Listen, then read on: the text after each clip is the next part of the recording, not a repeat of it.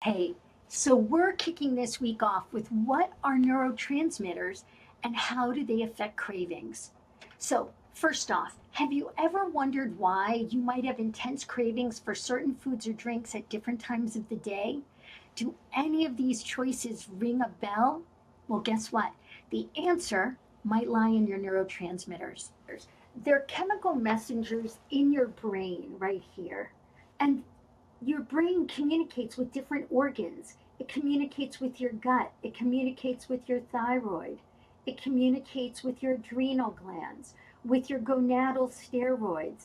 It communicates with your muscles, even. These messengers, chemical messengers, talk to these different organs, and then they also control how you feel, your mood, your energy, your sleep cycle, your muscle functions, your focus, and yes, even your cravings. So let's look at some of the type of neurotransmitters you might have heard of. These are inhibitory or calming neurotransmitters. There are a lot more, but here are some examples you might know. When it comes to excitatory or our gas pedal neurotransmitters, you might be familiar with dopamine, norepinephrine, or epinephrine. So the good news is when they're balanced, they help us feel calm, motivated, and satisfied. But when they're out of balance, that's when cravings can occur, mood swings, even tripping, not being in balance.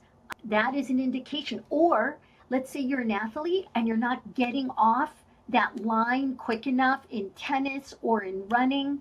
That is definitely an imbalance in your neuros, less excitatory, and your bank account's a little empty. So, just a little bit.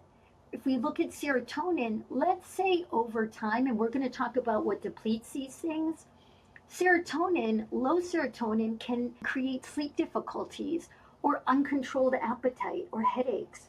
Low GABA, you know, when you have that repetitive thinking and you get stuck kind of in this loop, that can be an indication of low GABA or being very anxious.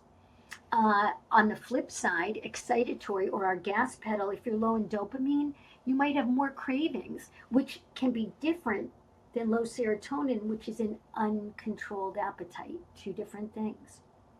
Low in norepi, lack of energy or motivation. Low in epinephrine could be the issue with difficult weight loss.